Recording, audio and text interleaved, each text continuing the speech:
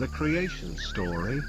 Genesis chapter 1 to chapter 2 verse 4.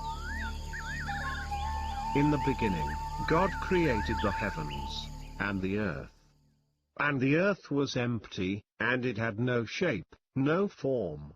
And darkness was over the surface of the deep waters. And the Spirit of God was moving over the surface of the deep.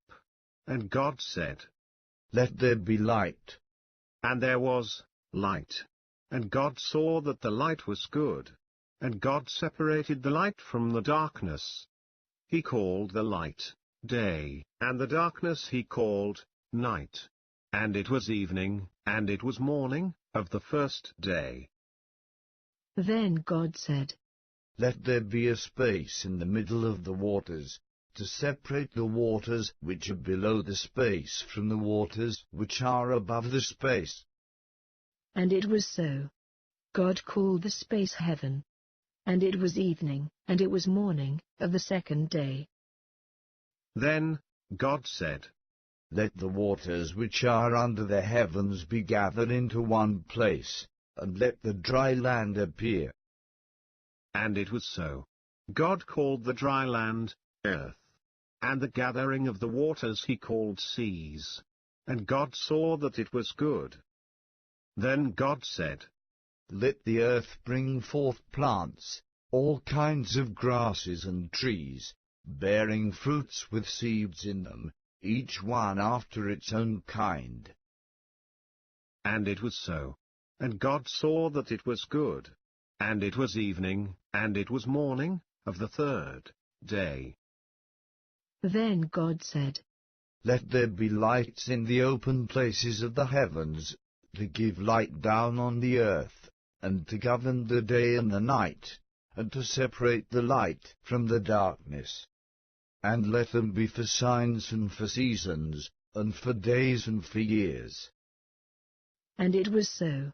God made the two great lights, the bigger one to govern the day, and the smaller one to govern the night. And he made the stars also, and he placed them in the heavens, to give light down on the earth, to govern the day and the night, and to separate the light from the darkness. And God saw that it was good. And it was evening, and it was morning, of the fourth day. Then God said, "Let there be all kinds of living creatures moving about in the seas, and let birds fly in the open places of the sky." And it was so. God made each and every one of the creatures that move about in the seas. And some of them were very small, but some of them were monstrously large. He made each one after its own kind. And he made each of the winged birds, each after its own kind. And God saw that it was good. And God blessed them. He said, "Be fruitful and multiply, and fill up the waters, and let birds fly in the skies above the earth." And it was so. And it was evening, and it was morning, of the fifth day. Then God said, "Let the earth bring forth all kinds of living creatures, all the various kinds of cattle and animals of the fields and forests." And it was so. God made each of the living creatures, all the various kinds of cattle, all the animals of the fields and forests, each after its own kind. And God saw that it was good. Then God said, "Let us make man in our own image, according to our own likeness, and let him rule over the animals of the field and forest, and over all the fish and the birds, and over the whole earth itself." And it was so. God made man, in his own image, according to his own likeness. Male and female he made them. And God blessed them, saying, "Be fruitful and multiply, and fill up the earth and rule over it." And it was so. When God looked at all that he had made, it was very good. And it was evening, and it was morning, of the sixth day. Now by the seventh day, God had finished making all the things that he planned to make.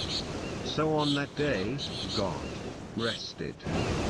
And he blessed that day, he set it aside.